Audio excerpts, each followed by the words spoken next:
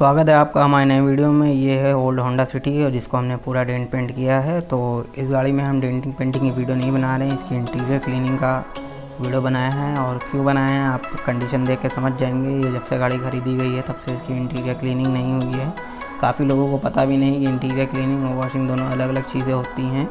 तो interior washing में बाहर से साफ़ किया जाता है और इंटीरियर क्लीनिंग में जितना भी डैशबोर्ड होता है और सीट कवर और रूफ टॉप जो होती है वो सब साफ़ किया जाता है अंदर से। तो इंटीरियर क्लीनिंग और वॉशिंग में यही डिफरेंस है। बाकी आप गाड़ी कंडीशन देख ही रहे हैं कितनी ज़्यादा है। आप सीट पे बिफोर आफ्टर देख सकते हैं कि हमने आधी सीट साफ़ करी है, आधी छोड़ दी है। तो इससे पहले हमने इंडिका की इंटीरियर क्लीनिंग करी थी, उसमें काफ़ी अच्छा रेस्पॉन्स मिला था। तो इस बार भी हम उम्मीद कर रहे हैं आप अच्छा रेस्पॉन्स करेंगे इस वीडियो पे भी।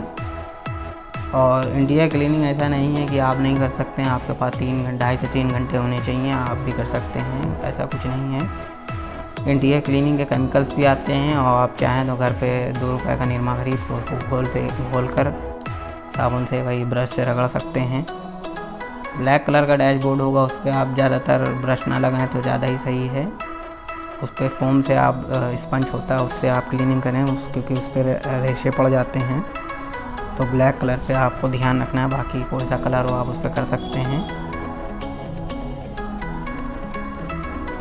बाकी वीडियो बहुत अच्छी बनी है, वीडियो को एंजॉय करें, लाइक शेयर सब्सक्राइब जरूर करें और हमारा काम कैसा लगा कमेंट में ज़रूर बताएं।